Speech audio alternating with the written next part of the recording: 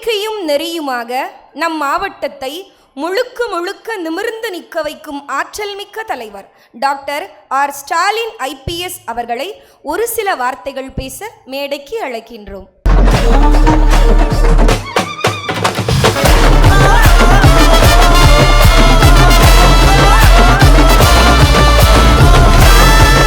அனைவருக்கும் இனிய மாலை வணக்கம். கேப் காமரேன் மீடியா நடத்தும் 5ஆம் ஆண்டு டிஜிட்டல் தமிழன் விருதுகள் அந்த விழாவிற்கு வருகை புரிந்துள்ள அனைவருக்கும் என் சார்பாகவும் கன்னியாகுமரி மாவட்ட காவல்துறை சார்பாகவும் நன்றியும் வணக்கத்தையும் தெரிவித்துக் கொள்கிறேன். உள்ளே வரும்போதே பார்த்த நிறைய முகங்கள் மிகவும் பரிச்சயமான முகங்களாக இருந்துச்சு. ஸோ இந்த விழாவுக்கு வரும்போதே ஒரு எண்ணம் தோன்றியது, இது கேப் காமரேனோட விழாவாக இருக்கிறத விட ஒரு குடும்ப விழாவாக தான் பார்க்குறோம். எப்படிப்பட்ட ஒரு குடும்ப விழானா, இந்த யூடியூபர்ஸ் எல்லா இன்ஃப்ளூயன்சரும் சேர்ந்து நடத்தும் அவங்களோட ஒரு குடும்ப விழாவாக தான் இந்த விழாவை நாங்கள் பார்க்குறேன். பட் சேம் டைம் இந்த டிஜிட்டல் தமிழ் விருதுகளில் விருதுகள் பெறும் அனைவருக்கும் என்னுடைய வாழ்த்துக்களை தெரிவித்துக் கொள்கிறேன். ஒரு கதையோடு ஸ்டார்ட் பண்ணலாம்னு நினைக்கிறேன். ஒரு சில வார்த்தைகள் தான் சொன்னீங்க, எக்ஸஸாக பேசலாமா? பேசும்போதே சொல்லிட்டீங்க, ஒரு சில வார்த்தைகளோட முடிச்சிங்கன்னு சொல்லிட்டு. ஓகே, சுமைத்தாங்கின்னு சொல்லிட்டு ஒரு கதை, ஜெயகாந்தனோட கதை, நீங்கள் கேள்விப்பட்டிருப்பீங்கன்னு நினைக்கிறேன். ஒரு ஸ்கூல் பையன் ஸ்கூல் போகிறான். அந்த ஸ்கூல் போகும்போது, ஸ்கூல் போகிறதுக்கு முன்னாடி எல்லாருக்குமே நம்ம ஸ்கூல் படிக்கும் போது, இந்த காலத்தில் இல்லை, ஒரு குறிப்பிட்ட காலத்துக்கு முன்னாடி ஸ்கூல் போகும்போது சின்ன சின்ன பொருட்கள் மேலே ஆசைப்படும். அதில் ஒரு பொருள் தான் இந்த ஐஸ்கிரீம், இந்த பால் ஐஸ்ன்னு சொல்லிட்டு எல்லா இடத்துலையும் சேல் பண்ணுவாங்க. அந்த ஐஸ் எல்லாம் ஆசைப்படும். ஸோ அப்படி சொல்லிட்டு அந்த குழந்தைய ஸ்கூல் போகிற அந்த பையனை எனக்கு ஐஸ் வேணும்னு சொல்லிட்டு அவங்க அம்மா கிட்ட கேட்குறான். அவங்க அம்மா கிட்ட காசு அந்த காலத்திலலாம் பார்த்தீங்கன்னா ஒரு டப்பாக்குள்ளே காசு வச்சுருப்பாங்க. ஸோ அதுபோல் காசு ஒரு 10 ரூபா 20 ரூபா வச்சுருக்காங்க. அப்போ அதெல்லாம் பெரிய பணம் அந்த காலகட்டத்தில். ஸோ அந்த பணத்தில் கேட்குறான், பணம் வேணும்னு சொல்லிட்டு. ஸோ அந்த பணத்தை அவங்க அம்மா கொடுக்கல. திரும்ப திரும்ப அடம்பிடிச்சு கேட்குறான். அடம்பிடிச்சு கேட்ட பிறகு அந்த அம்மாவும் வேறு வழி இல்லாமல் பையன் கேட்குறானே அப்படின்னு சொல்லிட்டு கொடுத்துட்டு, அப்படியே நீ எக்கடாவது கெட்டு போ, தொலைஞ்சி போ அப்படின்னு சொல்லிட்டு அவங்க அம்மாவும் சொல்லிடுறாங்க. ஸோ சொன்ன பிறகு அந்த பையன் அந்த ஆசையாக அந்த 10 ரூபா எடுத்துகிட்டு ஐஸ்கிரீம் சாப்பிட்றதுக்கு போயிட்டான். சேம் டைம் பார்த்திங்கன்னா ஒரு சாலையில் ஒரு பெரிய விபத்து நடக்குது. அந்த விபத்தில் ஒரு பள்ளிக்கூடம் படிக்கிற பையன் இறந்து போயிடறான். ஸோ அவன் இறந்து போன பிறகு ஒரு போலீஸ் எங்களை மாதிரி ஒரு ஏட்டையா அந்த இடத்துக்கு போகிறாரு. போகும்போது ஒரு பையன் இறந்து கிடக்கிறத பார்த்த உடனே அந்த பார்த்துட்டு யார் என்னன்னு சொல்லிட்டு அடையாளம் காணணும். அந்த இறந்து போன பையன் யாருன்னு சொல்லிட்டு ஃபஸ்ட்டு நாங்கள் ஐடென்டிஃபை பண்ணணும். எந்த ஒரு ஆக்சிடெண்ட் நடந்தாலும் சரி, எந்த விதமான மரணம் நடந்தாலும் ஃபஸ்ட்டு எங்களோட டியூட்டி என்னன்னு பார்த்தீங்கன்னா, ஃபஸ்ட்டு அது யார் என்னன்னு சொல்லிட்டு கண்டுபிடிக்கிறது தான். ஸோ நாங்களும் சொல்லிட்டு அதுபோல் பையன் யாருன்னு சொல்லிட்டு கண்டுபிடிக்கிறதுக்கோசம் ஊருக்குள்ளே போகிறோம். அந்த ஊரில் போயிட்டு கேட்குறோம், இந்த பையன் யாருன்னு சொல்லிட்டு எல்லாம் கேட்குறோம். அப்படி கேட்கும் போது அந்த அம்மா ஊருக்குள்ளே இருந்த அந்த அம்மா கிட்டேயும், எந்த அம்மா ஒரு பையனை நீ அப்படியே போய் தொலைன்னு சொன்ன அந்த அம்மா கிட்டேயும் போயிட்டு அந்த ஏட்டையா கேட்குறாரு, இது போல் ஒரு பையன் இறந்து கிடக்கிறான், உனக்கு அப்படி ஒரு பையன் இருக்கானா அப்படின்னு சொல்லிட்டு கேட்கும் போது அந்த அம்மா ஆமாம் எனக்கு ஒரு மூத்த பையன் இருக்கான், அவன் இது போல் அடம் பிடிச்சான் ஐஸ்கிரீம் வேணும்னு சொல்லிட்டு, காசு கொடுத்து அப்படியே போய் தொலைஞ்சிரு அப்படின்னு சொன்னான். உடனே அந்த ஏட்டையா சொன்னார், நீ அப்படி சொல்லியிருக்கக்கூடாது இல்லைம்மா அப்படின்னு சொல்லிட்டு சொல்கிறாரு. இது போல் ஒரு ஆக்சிடெண்ட் ஆகிருக்கு, அங்கே இறந்து போயிருக்கான் அப்படின்னு சொன்ன பிறகு அந்த அம்மா அழுதுகிட்டே அந்த இடத்துக்கு வராங்க. வந்த பிறகு பார்க்கும்போது ரொம்ப ஒரு அம்மா எப்படி அந்த மார்பிள் அடிச்சுக்கிட்டு அழுதுட்டு வருவாங்களோ, ஸோ அதுபோல் அழுதுகிட்டு அந்த சம்பவ இடத்துல பார்க்குறாங்க. பார்த்த உடனே அந்த இறந்து போன பையன் அவங்க பையன் கிடையாது. உடனே அந்த அம்மா சிரிச்சுக்கிட்டே கடந்து போயிட்டு, ஸோ அங்கே ஒரு பையன் இறந்து கிடக்கிறான், பட் ஆனால் அதை கடந்து சிரிச்சுக்கிட்டே அந்த அம்மா போயிட்டு. அந்த ஏட்டையாக்க ஒரே குழப்பம். இப்போ யார் என்னன்னு தெரியல, எப்படி இருந்தாலும் அந்த பையனை யாருன்னு சொல்லிட்டு ஐடென்டிஃபை பண்ணணுமே அப்படின்னு சொல்லிட்டு போயிட்டு திரும்ப போகிறாரு. போகும்போது பெரிய அழுக்குரல் கேட்குது, சத்தமாக அழுகிறாங்க, கத்தி அழுகிறாங்க. சத்தமாக கத்தி அழுகும்போது இந்த வாய்ஸ் எங்கேயே கேட்டு இருக்குமே, யாரோட வாய்ஸ், இந்த வாய்ஸ் பரிச்சயமான வாய்ஸாக இருக்குன்னு சொல்லிட்டு அந்த கூட்டத்தை விலைக்கு பார்க்குறாரு. கூட்டத்தை விலைக்கு பார்க்கும்போது அந்த கூட்டத்துக்குள்ளே அந்த போலீஸோட ஒய்ஃப் வந்து அழுதுட்டு இருக்காங்க. ஸோ அவருக்கு ஒரே ஷாக்கிங், எப்படி நம்ம ஒய்ஃப் வந்து இதுக்குள்ளே அழறா அப்படின்னு சொல்லிட்டு அவருக்கு ஷாக்காக இருக்குது. உள்ளே வராரு. வந்துட்டு நமக்கு தான் குழந்தையே இல்லையே, அப்புறம் எதுக்கு வந்து நீ அழுதுட்டு இருக்க அப்படின்னு சொல்லிட்டு கேட்குறாரு.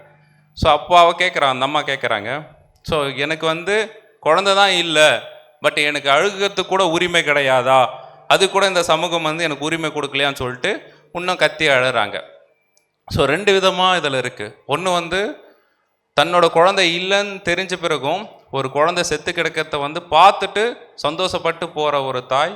இன்னொரு தாய் வந்து ஒரு குழந்தை இல்லை, அவங்களுக்கு குழந்தையே பிறக்கலை, அப்படி இருந்தாலும் தன்னோட குழந்தைய ஏற்று அதுக்கு அழுகிறதுக்கு ஒரு தாய். இந்த சமூகம் வந்து பார்த்திங்கன்னா, இந்த சமூகத்தில் வந்து 2 விதத்தில் வந்து இந்த செகண்ட் இருக்க கேட்டகரியே உள்ள மக்களை தான் இந்த சமூகம் வந்து தேடிட்டு இருக்குது, இந்த சமூகமும் விரும்புது. ஸோ அப்படிப்பட்ட இந்த சொசைட்டியை தான் எல்லாம் விரும்புகிறோம்.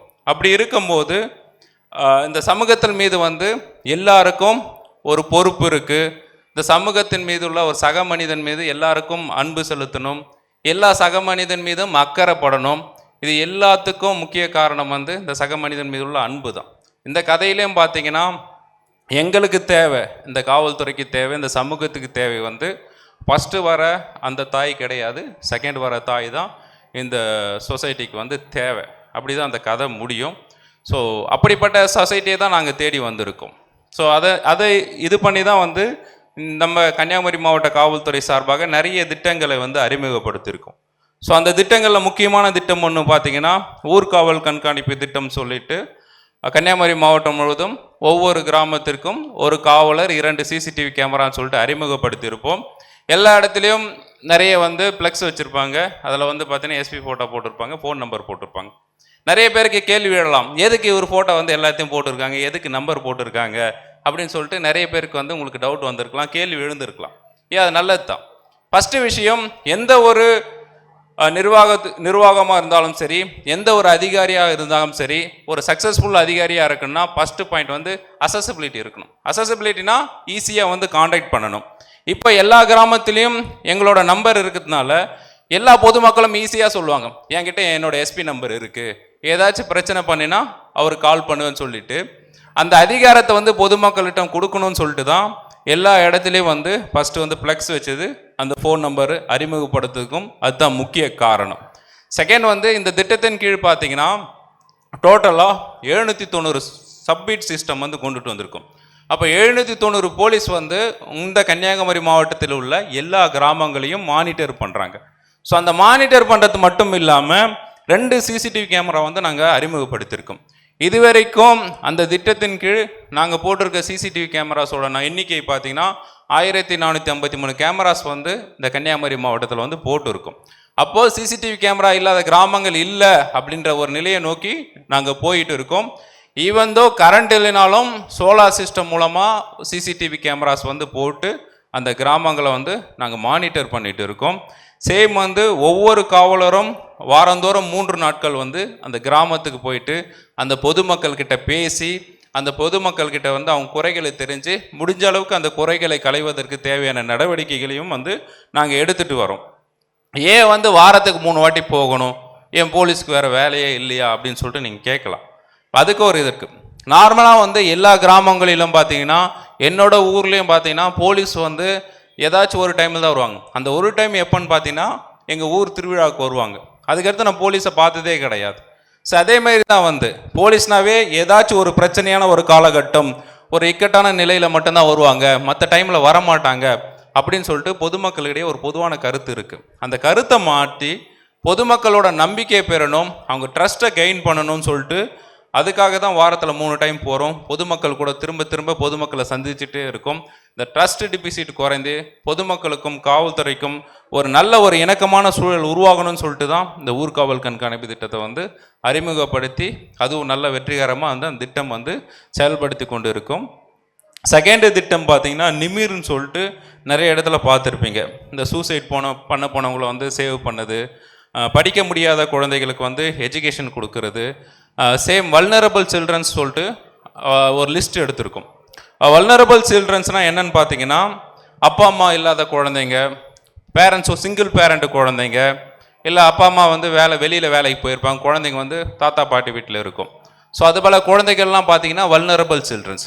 அப்படி வல்னரபிள் சில்ட்ரன்ஸ் ஏன் எடுத்தோன்னா, இந்த போக்சோ கேசஸ் ஆகட்டும், பாலியல் ரீதியான துன்புறுத்தல்களுக்கு வந்து அதிகமாக விக்டிம் ஆகிறவங்க யாருன்னு பார்த்தீங்கன்னா அந்த வல்னரபிள் சில்ட்ரன்ஸ் தான்.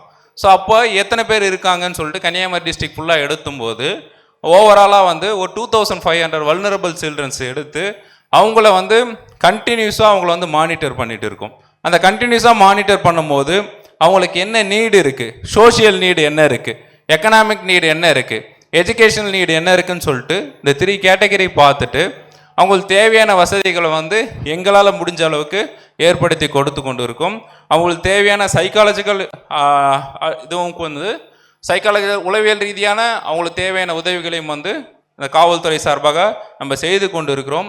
அதன் மூலமாக வந்து பார்த்திங்கன்னா இதுவரைக்கும் இந்த நிமிர் டீம் மூலமாக என்னதான் படித்த மாவட்டமாக இருந்தாலும் போக்சோ கேஸ் வந்து அதிக அளவு ரிப்போர்ட் ஆகிற மாவட்டமாக நம்ம மாவட்டம் இருக்குது.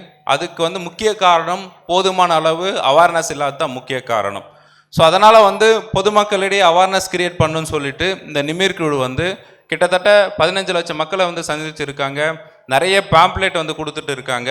கிராமமாக போயிட்டு போக்சோக்கு என்ன தண்டனை, அதனால் பாதிக்கப்படுற விக்டிமுக்கு வந்து எந்த மாதிரியான ஒரு தாக்கத்தை ஏற்படுத்தும், இது எல்லா குறித்தும் வந்து பொதுமக்கள்கிட்ட வந்து ரெகுலராக வந்து பேசிகிட்டு இருக்காங்க. இதுவரைக்கும் 25 ட்ராப் அவுட் ஸ்டூடெண்ட்ஸ், 25 பேர் வந்து எஜுகேஷனே வேணாம், நிறைய சில காரணங்களால் வந்து பள்ளி படிப்பை நிறுத்தி உள்ள ஸ்டூடெண்ட்ஸுக்கும் எஜுகேஷன் வந்து இந்த நிமிர் டீம் மூலமாக வந்து கொடுத்துருக்கோம்.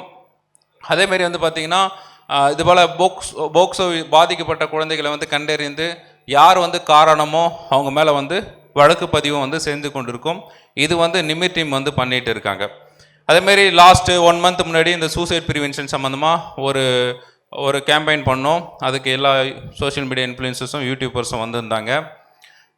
ஸோ இதுபோல் நிறைய விஷயங்கள் வந்து பண்ணிகிட்டு இருக்கோம். ஏன் இந்த விஷயங்கள்லாம் சொல்கிறோன்னு பார்த்தீங்கன்னா, போதுமான அளவு விழிப்புணர்வு வேணும், அவேர்னஸ் வேணும். அந்த அவேர்னஸ் வந்து யார் ஏற்படுத்த முடியும்னா நீங்கள் தான் ஏற்படுத்தணும். இதை நான் ஒரு ஆள் பேசுனா அது மக்கள்கிட்ட போய் சேரத்து வந்து ஒரு பப்ளிக் மீட்டிங்கில் பேசுனா ஒரு 100 பேர் போகும். பட் இங்கே இருக்க ஒவ்வொரு சோஷியல் மீடியா இன்ஃப்ளூயன்சர் ஆகட்டும், யூடியூபர்ஸ் ஆகட்டும், நிறைய ஃபாலோவர்ஸ் வச்சுருப்பீங்க. நிறைய ஃபாலோவர்ஸ் வச்சுட்டு இருக்கும்போது நீங்கள் வந்து எந்த மாதிரியான ஒரு மனமாற்றத்தை வந்து மக்களிடத்தை வந்து கொண்டு போய் சேர்க்குறீங்க, எந்த மாதிரியான ஒரு தாக்கத்தை வந்து மக்கள்கிட்ட வந்து ஏற்படுத்துறீங்கன்றதை பொறுத்து தான் வந்து நீங்கள் எப்படிப்பட்ட ஆளுன்றது வந்து தெரிய வரும். ஸோ அப்படி இருக்கும் போது நீங்கள் இது பல விஷயங்கள், இப்போ போக்சோ ஆகட்டும், சூசைட் ஆகட்டும், சாலை விபத்துகள் ஆகட்டும், நிறைய பேர் சாலை விபத்துகளால் இறந்துட்டு வராங்க. அதனால் நிறைய குடும்பங்கள் வந்து பாதிப்புக்குள்ளாகுது. அதனால் ஏற்படும் பாதிப்பும் ஒரு தனிநபர் இழப்புனால அந்த குடும்பத்தில் ஏற்பட தாக்கமும் வந்து மிக பெருசு. ஸோ இதனால் வந்து ஆக்சிடென்ட் குறித்தும் வந்து விழிப்புணர்வு ஏற்படுத்தணும், அவேர்னஸ் கிரியேட் பண்ணணும். அதுதான் எங்களோட கோரிக்கை. நீங்கள் வந்து இந்த ஸ்பெசிஃபிக்காக ஆக்சிடென்ட் ஆகட்டும், போக்சோ பெண்களுக்கு எதிரான குற்றங்கள் ஆகட்டும், சட்ட ரீதியான விழிப்புணர்வு ஆகட்டும், இது குறித்து வந்து நீங்கள் வந்து அவேர்னஸ் கிரியேட் பண்ணணும். பொதுமக்களுக்கிடையே வந்து அது குறித்தான நாலேஜ், அறிவை வந்து நீங்கள் கொண்டு போய் சேர்க்கணும். அந்த அறிவை கொண்டு போய் சேர்க்கணும்னா நீங்கள் ஃபஸ்ட்டு அதுக்கு படிக்கணும். நீங்கள் படிக்காமல் உங்களுக்கு எதுவுமே தெரியாமல் ஜஸ்ட்டு வந்து பொதுமக்களை ஒரு தவறாக வழி நடத்தக்கூடாது. நீங்கள் எல்லா விஷயங்களும் தெரிஞ்சுக்கிட்டு, நீங்கள் அதிகமாக படிச்சுக்கிட்டு, நீங்கள் அதிகமாக நாலேஜ் வளர்த்துக்கிட்டு அந்த விஷயங்களை வந்து பொதுமக்கள்கிட்ட கொண்டு போய் சேர்க்கும்போது இன்னும் பொதுமக்கள் வந்து நிறைய பலனடைவார்கள் என்பது தான் என்னோட கருத்து. ஸோ சோஷியல் மீடியா மூலமாக மிகப்பெரிய தாக்கத்தை ஏற்படுத்தலாம். அது நெகட்டிவ் இம்பேக்டாக இருக்கலாம், பாசிட்டிவ் இம்பேக்டாக இருக்கலாம். ஸோ கண்டிப்பாக நம்ம கன்னியாகுமரி மாவட்டத்தை பொறுத்த வரைக்கும் ஆல்ரெடி நிறைய நல்ல விஷயங்களை பண்ணிட்டு வரீங்க. நிறைய வேலைவாய்ப்பு குறித்து, அந்த வேலைவாய்ப்பு மோசடி குறித்துலாம் நிறைய பேர் நிறைய இது ரீல்ஸ் வந்து போட்டிருக்கீங்க. சேம் வந்து பார்த்தீங்கன்னா அந்த சூசைட் ப்ரிவென்ஷன் சம்மந்தமும் நிறைய ரீல்ஸ் வந்து போட்டிருக்கீங்க. ஸோ அதே மாதிரி வந்து எல்லாருக்கும் மிகப்பெரிய சமூக பொறுப்பு இருக்குது. தனிநபர் மட்டும் நினச்சா எந்த ஒரு விஷயத்தையும் வந்து தடுக்க முடியாது. எல்லாரும் சேர்ந்து ஒரு சமூக பொறுப்புடன் ஒரு பணியாற்றுவதன் மூலம் மட்டும்தான் வந்து இந்த சமூகத்தில் வந்து இந்த குற்றங்களை குறைக்க முடியும். அது மட்டும் இல்லாமல் தனி மனிதனுக்கு ஏற்படும் தீமைகளையும் வந்து தடுக்க முடியும். அதனால் இந்த சோஷியல் மீடியா இன்ஃப்ளூயன்சர்ஸ் வந்து நிறைய வந்து உங்ககிட்ட எக்ஸ்பெக்ட் பண்ணுற ஒரே விஷயம், பொதுமக்களுக்கு ஒரு பயனுள்ள ஒரு தகவல்களை கொடுங்க, ஒரு பாசிட்டிவ் இம்பேக்ட் ஏற்படுற விஷயத்தை கொடுங்க. ஏன்னா இந்த காலகட்டம் தொழில்நுட்பம், ஏஐ, சோஷியல் மீடியா இப்படி தான் இருக்குது. அப்போ நீங்கள் என்ன பண்ணுறீங்களோ அதை பார்த்து தான் அடுத்த ஜெனரேஷன் வந்து உங்களை வந்து ஒரு ரோல் மாடலாக எடுத்துகிட்டு வருவாங்க. ஸோ அப்படி அடுத்த ஜெனரேஷன் உங்களை ஃபாலோ பண்ணும்போது உங்களுக்கு மிகப்பெரிய பொறுப்பு இருக்குது. ஸோ அந்த ஜெனரேஷன் ஃபாலோ பண்ணும்போது பொறுப்பு இருக்கும்போது நீங்கள் எல்லா விஷயங்களும் நீங்கள் போடும்போது, ஒவ்வொரு கண்டென்ட் போடும்போதும் அந்த கண்டென்ட்டோட 2-3 டைம் யோசித்து இந்த கண்டென்ட் வந்து பொதுமக்களிடையே எந்த மாதிரியான ஒரு தாக்கத்தை ஏற்படுத்தும் அப்படின்னு யோசித்து ஆராய்ந்து அதுக்கு பின்னாடி தான் வந்து நீங்கள் போடணும். ஸோ ஆல்ரெடி நல்ல இம்பேக்ட் ஏற்படுத்திட்டு இருக்கிறீங்க. கண்டிப்பாக இதற்கு மேலும் நீங்கள் பாசிட்டிவ் இம்பேக்ட் ஏற்படுத்துவீங்க, நிறைய அவேர்னஸ் வீடியோ போடுவீங்கன்னு சொல்லிட்டு என்ற நம்பிக்கையோடு எனக்கு இத்தகைய வாய்ப்பை வழங்கிய கேப் காமரின் மீடியாவிற்கும் மற்ற இன்ஃப்ளூயன்சர்ஸ்க்கும் Marthandam DSP, inspector, traffic SI எல்லாருக்கும் வந்து என்னோட நன்றியை தெரிவித்துக் கொள்கிறேன். நன்றி, வணக்கம். நம் சமூக நலனுக்காக நிறைய நல்ல விஷயங்களை சொன்னீங்க. ரொம்ப நன்றி ஐயா. எஸ்பி ஐயா அவர்களுக்கு நினைவு பரிசு வழங்கி பெருமைப்படுத்த கேப் காம்ரின் மீடியா நிறுவனர் மிஸ்டர் சுதன் அவர்களை மேடைக்கு அழைக்கின்றோம்.